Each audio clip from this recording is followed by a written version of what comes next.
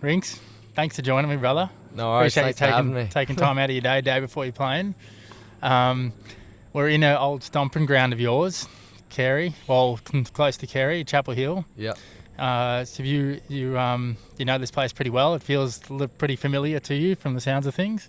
Yeah, no, it's good to be back. Chapel Hill, where I went to college, like 25 minutes away from here. So we played a bunch of college tournaments here, and I've been here a ton. So I think this is where I got my first ever Challenger main draw win a few years ago. So True. yeah. Or for Wildy? No, I qualied. Oh, cool. I qualied, and then got my first main draw win here. So yeah, good memories here, and always good to be back in North Carolina. Yeah, nice. Was that during your college time? It was the fall I took off. So Yeah. my junior year, I took the fall off, and just played pretty much for 5 months straight, and came straight back from Switzerland to here and played the Cary Challenger, and this is where I got my first win. Cool, man. Yeah, it'd be good to go. Good to go for a title this week. Yeah, that'd be Yeah. nice. Yeah. So I'll take you back, dude. Let's start somewhat of a chronological order of your career, but what is the first tennis memory you have? What's the earliest tennis memory you have? I don't know, probably just like hitting against the garage in my old home in Sydney. I had a little plastic racket and would just grab some balls and hit against the garage, and I'd always hit it over into the neighbour's yard and have to run across and go get my ball back, and then run back and hit balls against the garage and then hit it back over, and then that's probably how it all started, and then kind of fell in love with the game and have been playing ever since. Yeah. Have you got siblings?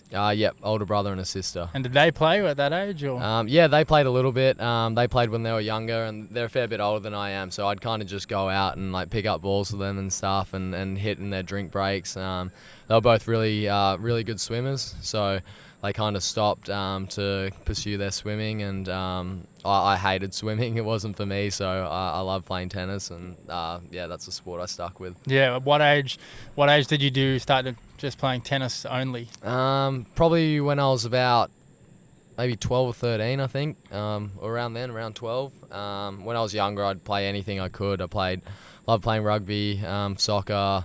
I did like little athletics, whatever I could really. I guess at kind of 10 or 11, I joined the NA, and after that, probably started dropping a few of the other sports. Yeah. What is it about tennis you reckon that stuck with you so much, that appealed to you? I don't know. I guess I kind of liked. I really enjoyed the game first and foremost. Like I just enjoyed playing and hitting balls around, and then I guess once I grew older, I liked the fact that it's kind of an individual sport, and you didn't really have to rely on other people. It was kind of just you out there. It's it's a bit of a test of yourself. There's nowhere to hide, and you can't really blame other people. Everything's on yourself. So I kind of like that aspect of it, and then also just getting to travel and see different places is pretty cool also. Yeah, I agree, man. The individual aspect appealed to me massively. Thinking back to being a little kid, I didn't seem that switched on. I'd kind of get bored on a soccer field, or for some reason the tennis bug can bite you. Yeah, big time. So you mentioned you went into at 12 or 11 or 12. You went into NA, Sydney, Homebush, I'm assuming. Yep. What was that experience like, and what were some of your earliest coaching influences on you? I mean, it was great for me. I think at the time I was the youngest by a fair bit in the academy, so I always had people to look up to, and if you look at the people that the Sydney Academy have produced, there's been a lot of good players that have come out of there. Right now they're flaring out. Yeah, I think there's maybe 7 New South Wales players in the top 100 at the moment, so there was definitely a good bunch of guys out there, a lot of older guys to look up to, and kind of that group there was me, Bernard and Cody, and we were kind of the 3 younger guys at the time, and for us it was great. We had, I had Craig Purcell when I first joined the academy, and then don't know him, and then Bunty, and then Maury at like various different times. So I still love seeing them around. Liam Smith was the head coach of the academy when I first joined. And then it was Piney. I worked with Piney for a lot of years. I think he was actually my first individual coach. And he kind of, taught me a lot of what I know now. I guess all the kind of coaching staff there have in some way kind of shaped my game and how I've developed to today. So I owe a lot to everyone who's working there. I still love going back to Sydney and training there, and I feel like all the Sydney boys do. So it was a great environment for everyone kind of coming up together.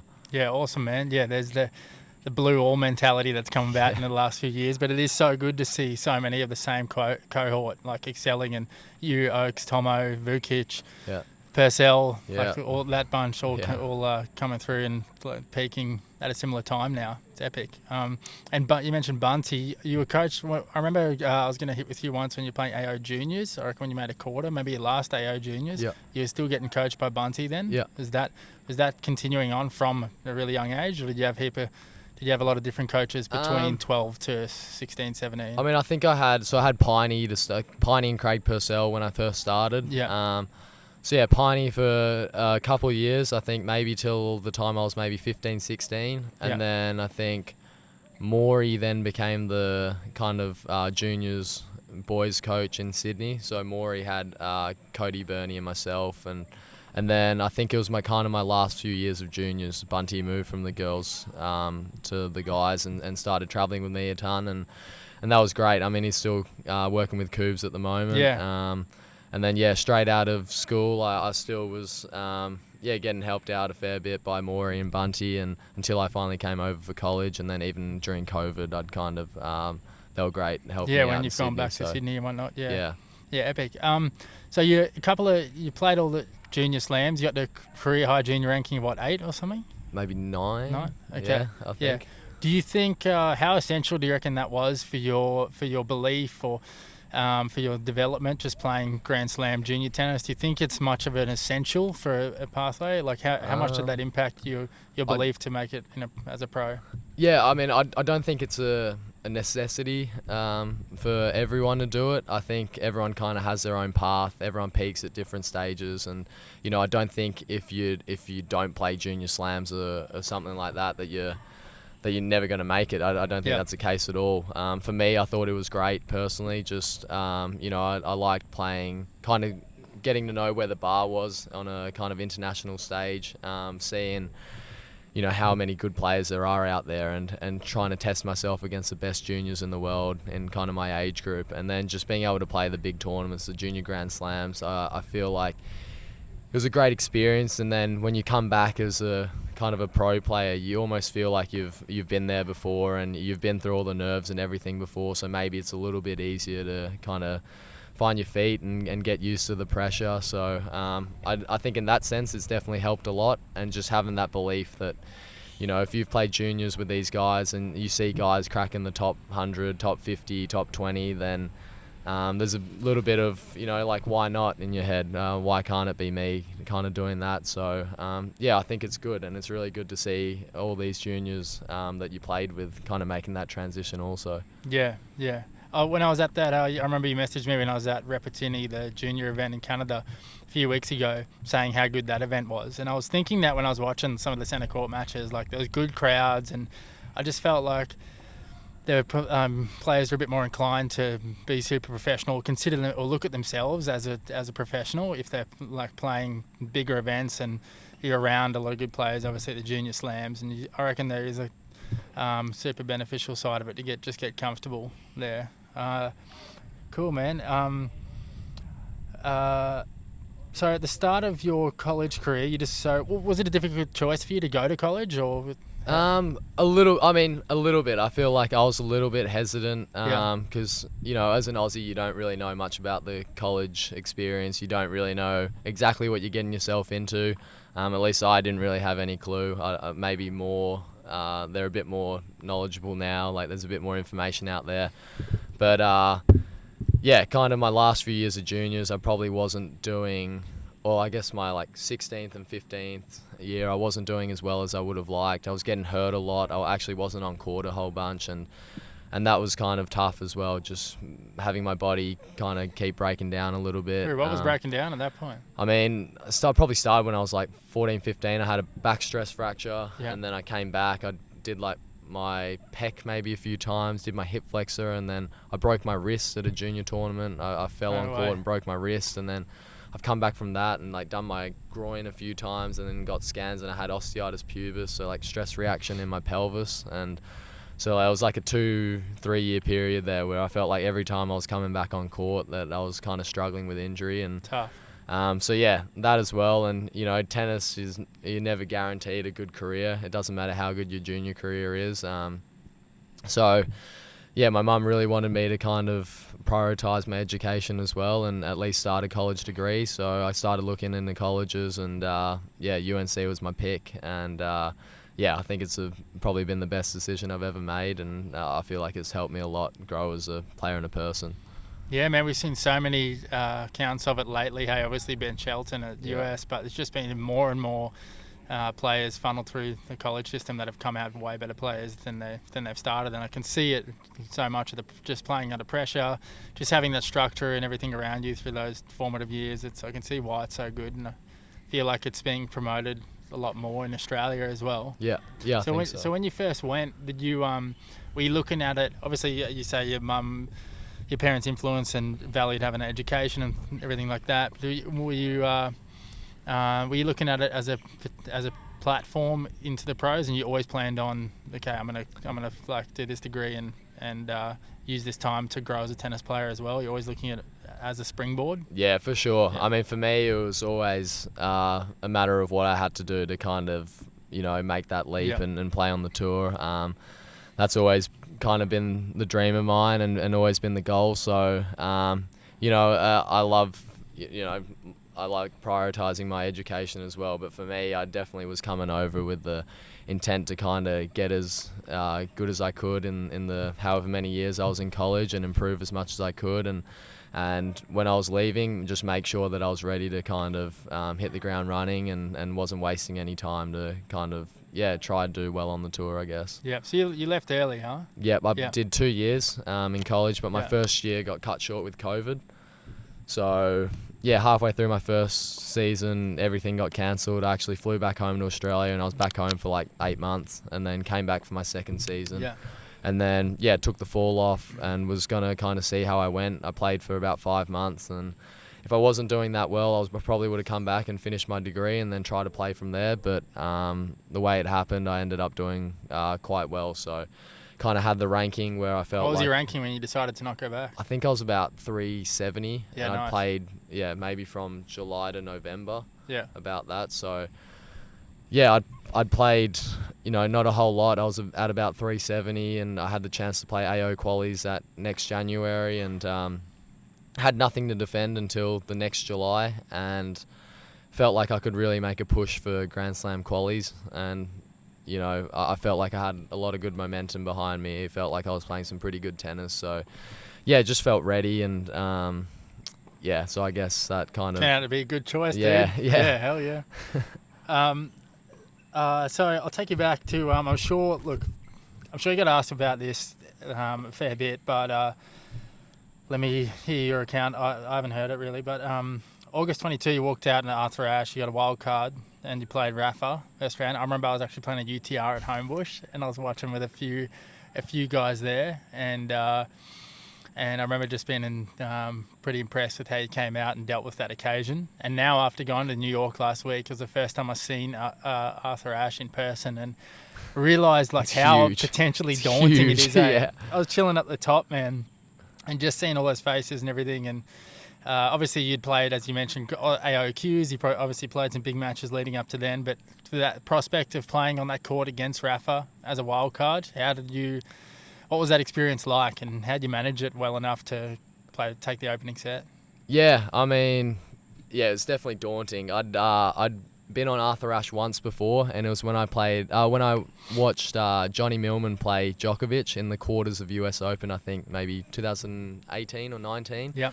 So that's the only time I've ever been there. And when I was sitting in that box, like, I was like, geez, like, I was looking up, same thing, and I was like, there is a lot of people here, and it's very loud. So if I ever had to play here, like, it could be pretty tough. But I feel like, even in college, like, playing pressure matches in front of kind of hostile crowds, it kind of builds up your ability to play under pressure. And I I don't know. I always feel like when you're a kid, like you always dream about playing on those big courts against those big names, whoever it is, like Federer, Djokovic, Rafa, Murray. So I am one to, I think, not try to shy away from a challenge like that. If it's something you've always dreamt of doing, then to try just kind of take it head on and just put your best foot forward. So I was actually really excited going into the match. I saw the Did draw. you get a hit on Arthur Ashe? I got to hit for an hour, Yeah. like maybe the Friday before we played. And it's a little bit different to the other courts, but it was good that I could kind of get my bearings a little bit. But yeah, I mean, when the draw came out, I was actually really pumped. I felt like it was such a good opportunity to kind of, it's not often you get to play someone like that at a Grand Slam, and who knows, maybe that was my only ever Grand Slam match, and I might never be able to play someone like that again. So I really just wanted to put my best foot forward, and walking out there was pretty daunting. Did you believe? Did you believe you could win walking out there? I mean, I feel like you always have to have the kind of mentality that you have a chance, that on any given day that it doesn't really matter who's across the court, that you're a chance to win. I mean, if you don't think you're any chance at all, I feel like there's no real point in going out there. Like in any sort of competition, I feel like if you don't believe, then there's zero chance. So, you like to try keep telling yourself in your head that just believe and back yourself, just keep backing yourself and the work that you put in, and just have faith in yourself. But it's a lot harder to do that, I guess, when the moment becomes a reality and you're in the tunnel about to walk out, and you see someone like that who's won 23 slams or 22 slams, whatever it is, and has been such a champion for such a long time. I think it becomes a little bit more difficult, and there's always going to be doubt, and I think that's why these guys are so hard to beat, because I think they know that everyone is probably going to get very tight if they ever They're almost winning off aura before they walk on. Yeah, they do. Especially They've someone got like Rafa. They've just got such an aura about them, and almost like a feeling of invincibility. And but I feel like if you ever want to have a shot at them, then you kind of have to really put in the work first of all, and then you got to have that kind of self-belief, even if it is a little bit delusional, I guess. Maybe that you first believe, but you don't have the level to do it. But at some point, if you keep putting the work in enough and you keep improving, then maybe one day you will have the level to kind of back up your belief. So, I for think, sure. Delusional belief is a good thing to have in the repertoire at times for a tennis At times player. it is. I think, especially in an individual sport, it comes down to there's no one else to kind of rely on. It's all you. There's nowhere to hide. So if you don't think you can do it, then there's probably zero chance you're ever going to do something. So, I guess at times it can be, tennis players can be a little bit delusional, but in the long run it may help. I feel like maybe a bit of self-confidence isn't the worst thing in the world, as long as you're obviously not too cocky or... No, for sure, bro. One thing I've noticed about you from getting to know you, just through knowing Dano well and then meeting you a couple of years ago, is, and things that, and Dan and Tristan have often mentioned it, is you always seem to have had really deep self-belief, and not really, we talk about delusional belief, it seems to be, it's not the delusional belief. Obviously, as you say, you have to start somewhere before you have to believe before you actually acquire the level. But is that something that's just been, that you've just felt in you all your whole career? You obviously are a really good match player. I've heard notoriously about your practice level compared to your match level, which is your practice set level being much worse than your match level, and which is the exact strength you want really as a tennis player, or as any person performing under pressure. It's, you want to be able to bring your best under pressure. And how do you think that those strengths have come about? Do you think it's a little bit of pot luck, a little bit of just your personality, or have you worked on them? Yeah, maybe. I mean, I feel like ever since I was really young, like I'd watch sport and I'd kind of watch these big moments play out, whatever it is, like, penalty shootout or fifth set of a slam, whatever it is. And I've kind of always watched it and been like, geez, that'd be really cool to be a part of, you know? Like, And ever since I was young, I always felt like I kind of liked being in pressure situations. It wasn't like I was kind of scared of failing. At times, obviously, everyone is, but more often than not, it was almost like I was excited going into pressure situations because of, imagine if I could do this, or imagine if I could pull this off, instead of imagine, what would happen if I failed. And I feel like just from that, just looking forward to pressure situations and kind of big matches and big moments, I think that helps a lot, because, you're always just kind of wanting to be in those positions and looking forward to it. And then eventually I feel like you get used to kind of executing under pressure and being able to kind of really raise your level when you have to. And I think that's just something that I feel like I've been able to do well over time, and I've definitely also worked on it. We had when I was in college, we had Anthony Ross, actually, an Aussie guy, helping us out. Oh, did you? Yeah, So was that throughout or what? Just through UNC. Like we'd kind of do like his. Was this in person or over? Not in person. Okay, We'd kind of have Zoom calls with him, Nice. and he'd set up like an app where we had like these daily challenges and everything, whether it was mental well-being, visualization, or meditation, whatever it is. And I felt like that actually helped me a lot during college, and that was something that I felt like really helped, just being able to kind of try focus on the moment and really be present in the moment, and try just I guess focus more on the process and the outcome, which I still feel like I can do a lot better. But I think a combination of all those things and has helped me kind of have a bit of self-belief, and also just seeing guys, I like I said, who you played juniors with and who you were always competing with, and seeing them kind of do some pretty amazing things. I feel like that really motivates you, and I'm sure it's the same for Dano and Bus, because we're all the same year group. And I'm sure you doing well motivates them and gives them belief as well. And even just with the Aussies, I think, you see whoever it is, Tomo make final of Hertogenbosch, and then a few weeks later you see Maxi make quarters semis of Cincy. Quarters of Cincy, almost beat Alcaraz. Right after Tomo had almost beaten Alcaraz, and then right before that, Vuk made final of Atlanta, and it's kind of a snowball effect. Like, you see all these guys that you're kind of peers with do well, and in your head something clicks, I guess. You're like, geez, like, he's doing that, and we're training together the last month. Like, there's no reason why I can't do that. Yeah, and especially guys like that, and like Tomo and Max and yourself. Like, sometimes it's hard to relate to, say, Kyrgios or Kokkinakis, guys that have such big weapons so young, and then it's easy to see how they transition quickly. But I thought, as you say, when you see people, like, it's not like you have these flaring big weapons that you're going to go, it's obvious why he's where he is and he is on that trajectory.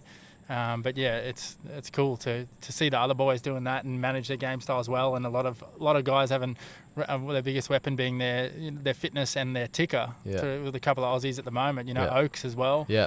And there's a lot of guys, and I think it's great at the moment. There's just so many kind of Aussies pushing each other to get better, and I'm sure it's going to kind of trickle down through everyone. I'm very confident that guys like, Waltz, Sweens, Bass, there's a lot of Aussies just kind of knocking on the door of like slam qualies at the moment, and I'm sure they're very close to a kind of a breakthrough result. And there's a lot of Aussies, I think, that kind of have the level at the moment that maybe just need that little spark, and they'll also get there in no time. Yeah, for sure, man. Yeah. I got another question for you. So you started traveling a fair bit, even as a junior, playing junior slams and whatnot, and now, like, the next 10 years of your life look like 40 weeks on the road a year. That's really what you're looking at. And obviously, it's nice that you have Lauren, your girlfriend, living here, who you met through college, right? Yeah. And so you have a bit of a base here with her family and whatnot. But how does it ever weigh on you, traveling so much, being away from your parents and your siblings, and just being on the road a lot, or is it something that doesn't get to you much? I think it definitely helps that I kind of have a base in the US now. I think coming to college and making that connection and being able to kind of come back here whenever I want, and having guys to train with, coaches who can help me out, that's been huge. I think without that, it probably would have been very, very tough to kind of Australia's just so far away. It's so hard to get home. Just having somewhere that kind of also feels like home, it has been a massive help. But yeah, I don't like to think too far in the future. Sorry to say that. 10 years sounds like... It's an awesome reality. It is. And obviously the better you're doing, the more money you have, so you can bring your come, girlfriend and along, you can come back in short stints. Exactly, whatever, but, when you look at it like that, 10 years, that seems like an awfully long time. Bearer of bad news.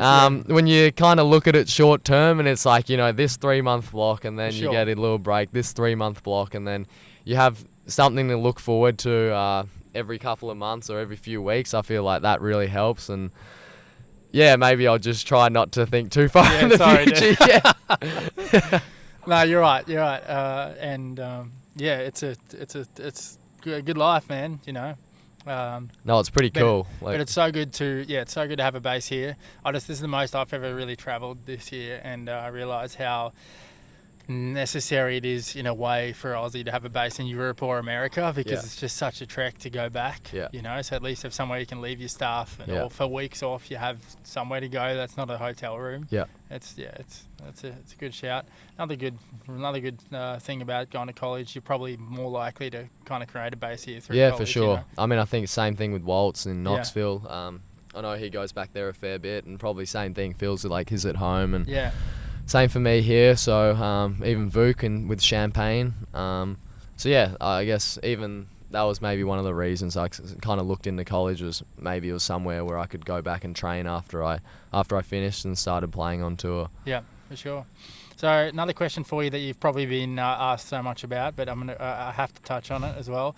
Coming into Aussie Open 2022 dubs, 2023 dubs, this year dubs. You and Coobs, if I believe right, you hadn't won a Chally dubs? Still haven't won a Chally. No. And you guys were wily. Obviously, both Coobs had established himself in the top 100. You were 116 or 120 or something. Maybe a little bit lower. 170 maybe. Oh, really? Okay, so. Then, true. Before Playford. I think after Playford, I was maybe like 120. So. Yeah, okay. But on the doubles front, you guys hadn't played. I know you made second round AO with Tristan. Yeah. And but obviously you weren't a dubs fish by any stretch of imagination. And then you guys came into Aussie Open and and took the title there as a wildcard team. Just run me through briefly what that experience was like. Yeah, I don't even know, to be honest. I don't really know how he won, and I don't like. Yeah, it's pretty. I'm not quite sure how it happened, but Coob's obviously a very good doubles player. Even last year, I know he made final of Atlanta maybe, and he's had good doubles results. It's not like he doesn't play often, but when he does, he gets good results. I think the more surprising thing was, I'd played a fair bit of doubles last year, and I hadn't done very well at any level.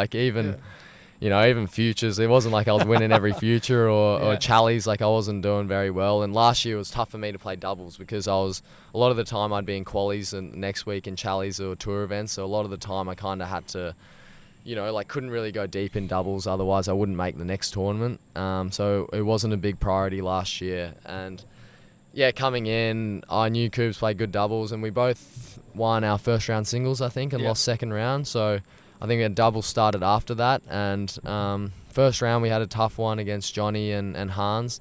Managed to kind of scrape through, but we saved set point in the first set. Then second match we played Glasspool Heliovara, and we went down 5-love in about 10 minutes. I remember watching that, man. Quick.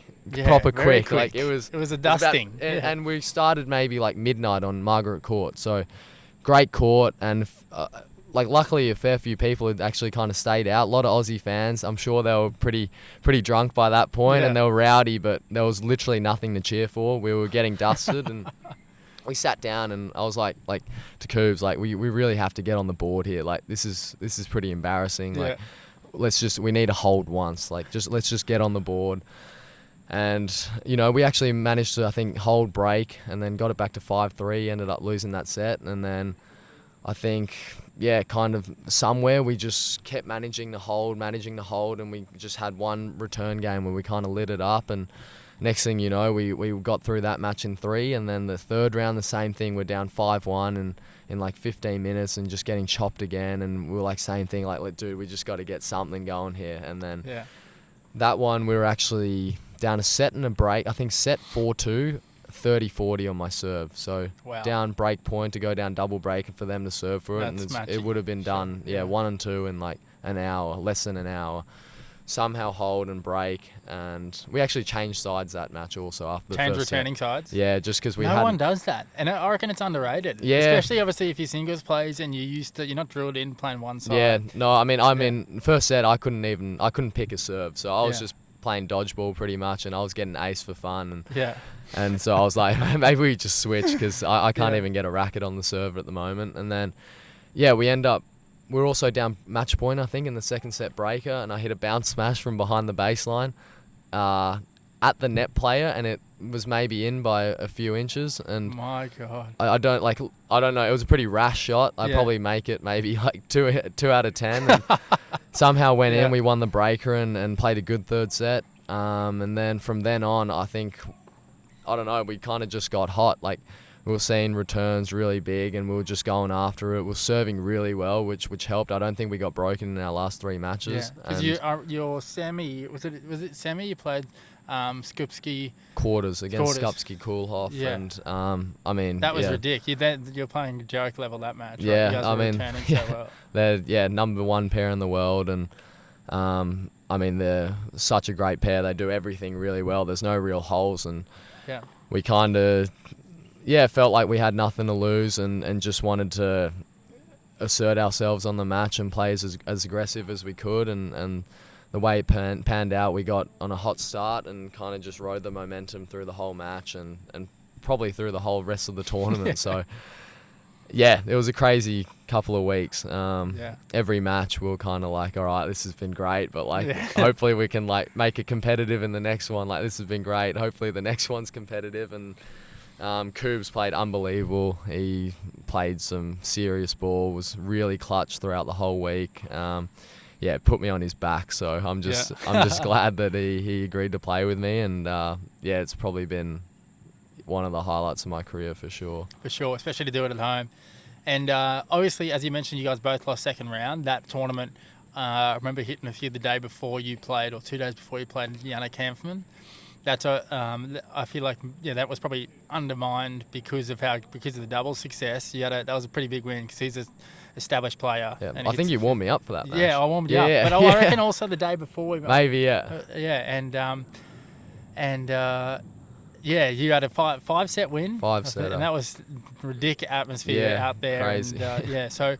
Obviously, you were playing really good singles anyway, and your trajectory was moving in the right direction. And but do you think there's been do you reckon just by winning the AO doubles, there was it helped you extra strut in your step, or do you think you gained extra confidence for that to take it back into your singles, or was your singles already on the way? I mean, I think so. I think. Obviously financially also, like True. It was just winning doubles there was, I mean, a pretty good paycheck, and just knowing that even for the next few years I'm going to be, whatever happens, I can lose every match, but I still won't really have to worry about kind of supporting myself, or if I want to bring a coach on the road. TA is helping me out with Sharky at the moment, which has been unbelievable, but say in a few years' time when I'm not with Tennis Australia anymore, if I have to kind of pay for a coach, that I can do that now, and I don't really have that pressure to get that buffer to be able to do that. So I guess that helped a lot.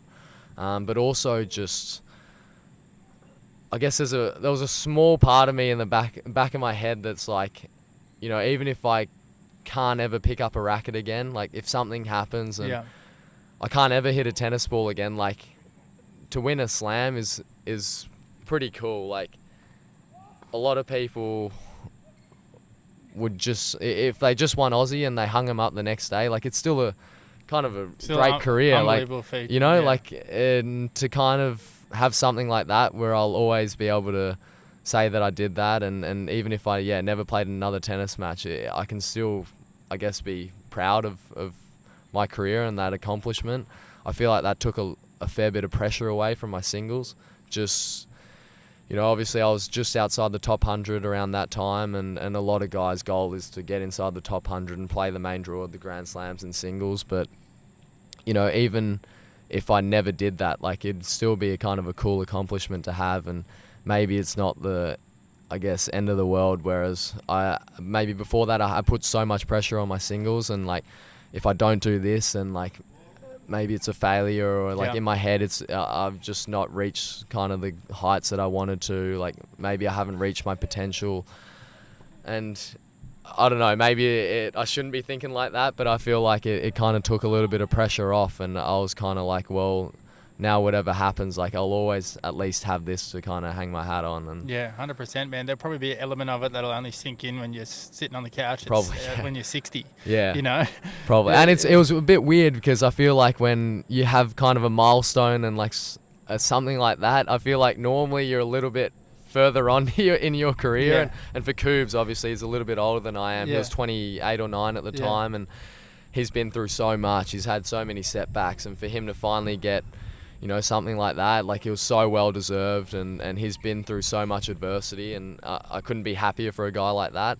But for me, it was almost like I've played 1 year on the tour, and I'm new to everything. I'm still learning. Even this year, like, I'm feel like I'm just still learning. Like, everything's new to me, and for something like that to happen, I was almost like, geez, like, this is almost like happened very quickly. Like, I probably won't appreciate it until a lot later on. Yeah.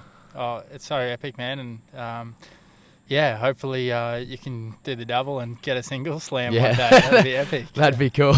But so straight after that, I remember I was already a Bernie watching that final on TV, and I was pretty impressed with, I reckon your lack of ego serves you a lot, in a sense that, for instance, an example like that, winning AO and you were straight in the plane to Burnie the next day for a challenger, no one watching, just back to the trenches. As you know, Aussie challengers, for as good as it is playing at home, there's not much atmos. No, yeah. And you went down to Burnie and got back to work, and kind of I feel like a lot of players would have taken a buffer zone to just let it soak in, or almost struggle to find motivation to go straight back into a 75k grinding first round. And you did it, and you went there and you played unreal tennis, and you won the tourney that week. So, I reckon, just that lack of ego in scheduling as well. For instance, right here, you've just come off the back of a 4th round of a slam, and now you're back playing a 75. I rate it big time. Okay, I'll move on. Next question. We're nearly there, brother. Thanks for the time. You do it. You're speaking so well. I'm loving it. Now that, as you say, you spent your kind of first whole year on tour properly, you spent a lot more time on the ATP Tour this year, obviously playing some challies as well, but spending a bit more time, especially because you're playing those doubles masters, and you've played, you're playing more, you played all the slams this year. You played Wimby and French Qs, but then main for the other two. Did you notice any a generalisation of difference of play, like, between challenger to ATP Tour players in mentality, work ethic, preparation, just little things? Do you notice much of a difference in that? Not a whole lot, I don't think. I mean, I guess when you're at the ATP Tour level, you can invest a little bit better in yourself. So I guess that's a bit of an advantage. You don't really see anyone without a coach. A lot of guys have a physio there also, or, support staff around them, whether it's a girlfriend or a family member or someone. Like, a lot of these guys have kind of set teams that they can travel with, and they know they can rely on, and they have that help week in, week out. Whereas, if you're playing challenges, you're probably struggling to kind of have that support system week in, week out, which I think is a little bit of a difference. But level-wise, I feel like there's not really much difference at all. Anyone playing challenges, I think, on their day could beat, a lot of guys playing ATP Tour level matches, but I think it's just the consistency at which they play, and being able to kind of back it up week in, week out is kind of that defining factor probably. And that's something that even I've struggled a lot with this year. My good weeks I feel like have been quite good, but my bad weeks I've been struggling a little bit. So just trying to make sure that my good weeks happen a lot more often and my bad weeks are kind of few and far between. So I guess that's the next challenge, and that's what the good players do so well. Yep, just bringing that bottom level up, hey. Yeah. So, your top levels are capable of Yeah. so much as bring that bottom level up, still able to win on those days. Yeah. Speaking of challenger players doing well on tour, there seemed to be a fair bit of that at US Open this year. Yeah. I think obviously yourself, guy like Stricker, Go-Yo. Yeah. Yeah, there's been a A lot. lot of that. It's a really good example, and I think it shows if you're an outside fan, it gives you a good insight into the depth of a player that's 140 or 150, and they can go out there and make third or fourth round of a slam. But so coming into US Open this year, at the start of the week, your section looked nails in a way. Obviously Kotov's not a bad guy to play first round relative to, obviously he's a really good player still, but relative to some of the matchups, I was thinking you're going to have potential quarter, second round, Rude in your section. And it opened up a little bit for you, but you played some unreal tennis and took that opportunity and had your first deep run in singles at a slam. What was that week? It was so recent. What was that week like for you 2 weeks ago? And just playing multiple matches as best of 5 and dealing with the ebbs and flows of making your way through a slam. Yeah, it was great for me to go back to New York after last year. I was really excited, and obviously Tennis Australia gave me the opportunity for the wild card again. And I'm very grateful for that. But going there, I felt like I'd been playing some pretty good tennis, but I just hadn't had the results I wanted leading up. But I felt like my game was kind of heading in the right direction, and I played Kotov first round, who's obviously a quality player. He's had a very good year. He's played a lot on clay this year. But he's had a great year, and he's a tricky player to play, a bit unorthodox. Yep. And I felt like, I was pretty nervous going into the match, to be honest. I felt like it's a good opportunity, kind of. I'm still outside 100, so I don't know if, it might be my first main draw, last main draw of a slam for a little while if I have to quali again for the next ones. And so I was pretty nervous, but I felt like I played a pretty good match. I handled it. I felt like I've handled it pretty well, and it was good to get through that one in 4. It was a long one, 4 hours, I think. And it was hot in New York. Hot, yeah, it was hot. And then a couple of days later, I played Martin Fuchsovics, who's a very well-established player, and he had a very long one against Korda. Managed to get him in 5. I played him, and honestly, that's probably been one of the best matches I played in a long, long time. I feel like I was executing really well, and there wasn't too much that I did wrong on the day, and that probably really helped that I kind of had a quicker one there. I think it was only about 2 hours, and then Zhang ended up beating Casper in the second round. So I played Zhang, who I've played a couple times this year. I played him in Kooyong at the EXO, and then I played him at Phoenix at the 175, and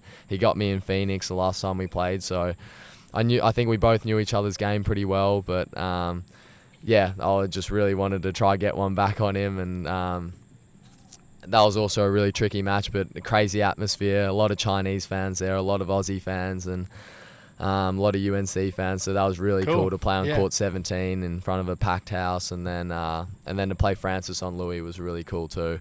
Obviously, not a lot of support for me that day, but same thing. I try to embrace it as much as I could. I thought it was really cool to play there, and I was loving it. Probably didn't have my best day, but he's a quality guy. He's top 10, I think, at the moment. So, when he's playing well, it's very tricky to try kind of assert yourself on the match. And but overall, it was a pretty hectic kind of week, and I was pretty cooked afterwards. But don't blame you. Yeah. But it was a lot of fun, and having Sharky there helping me out the whole week was unreal. He was helped me a ton. Probably wouldn't have gone through a few of those matches without having him on the side. And then my mum actually came out, and Lauren was there also, nice. Which was really cool. Did your mum fly over from Oz? From Oz, yeah. When did she fly over? She actually came. She booked her flight because she thought I was playing qualies, so she flew in like the week before. Oh, cool.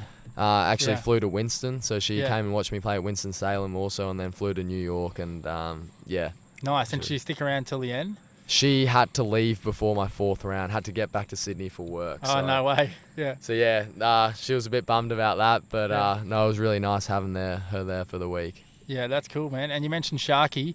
I've always been a massive fan and friend of Sharky's, and I rate his coaching so much and his style of coaching and just the way he goes about things. How's it? Do you find it's been any different having coaching during matches? Do you think it plays much of a part, or do you think it's pretty much obviously you got to do the work and you got to execute anyway? A little bit. I mean, I'm not a massive fan of the coaching rule. Yeah.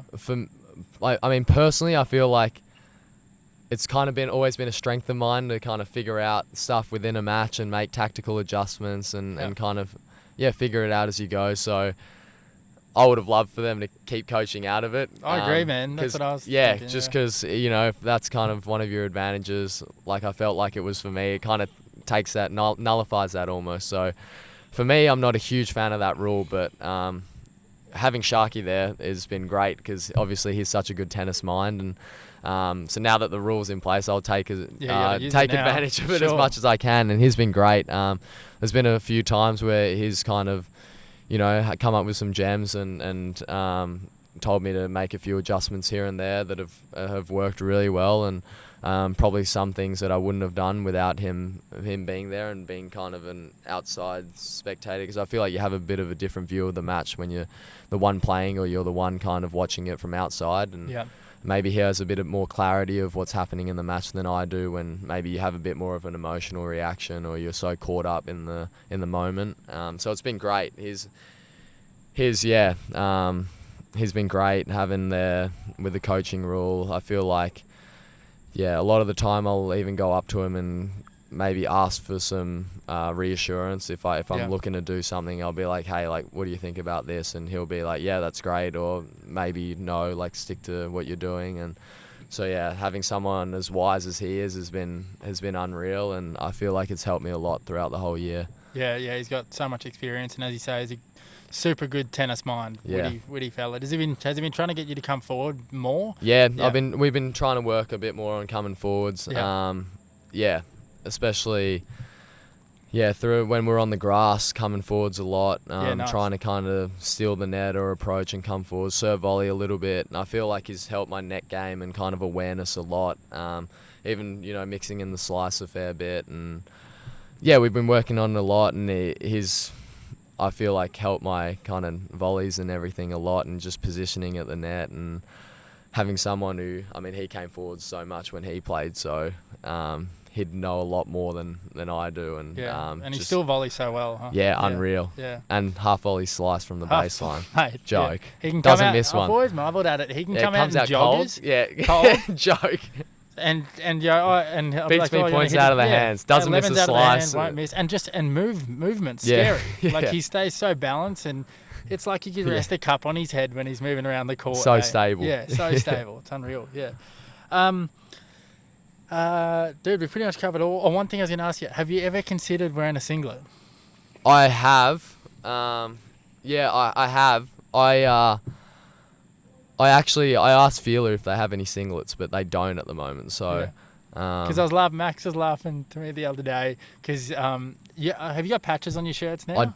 I did during my last few matches at the US, and I was tight because I didn't want to like roll them up where you couldn't see them. I'd probably, brands probably wouldn't be too happy. They would have ripped up the contract. So I was like, I had to be pretty switched on to like make sure I was not rolling them up all the way. Classic, yeah. Did that habit just come about over time? I think just because like my shirt would get so sweaty, and my sleeves used to be real long. True. Like when I was a kid, they'd kind of probably be past my elbow, so I had to like roll them up for them to fit. And I don't know. It probably looks stupid, but I've always done it. So Oh man, I was actually noticed Walt's doing it a few times lately. Well, there you go. Catching on, mate. There you go. Yeah. Dude, last question. Do you ever envision a life after tennis, and what do you think you'll do? Or is it something that you are just not fussed about right now? Never think of it? I've literally got no clue. Okay, good. When I was in school, it was something that maybe I was thinking about a little bit more. Obviously, I was doing my business degree, and I was like, geez, like, if tennis doesn't work out, like, what am I going to do? Like, maybe I'd have to start looking into doing something in business and with this degree. And then even when I was even up until recently, like, I'd be like, if I was like outside like 300 when I was playing and I just left college, and I'd be like to myself, like, if this doesn't work out, I really don't know what I'm gonna do. Like, Yeah. I don't know what I'm interested in. I kind of have a small idea, but like, there's nothing really where I'm really drawn to this. Like, this is what I want to do if tennis doesn't work out. So it's kind of a scary thing when you think about it. There were times there if I'd have a bad loss or like a bad stretch, and I'd be like, geez, like, maybe I'm not good enough to do this, and maybe this isn't going to work out. Like, what's going to be plan B for me? Like, Would you reckon you'll end up ever coaching? Could you see yourself after maybe, your playing career? you know, I don't, at the moment I feel like I'd enjoy coaching.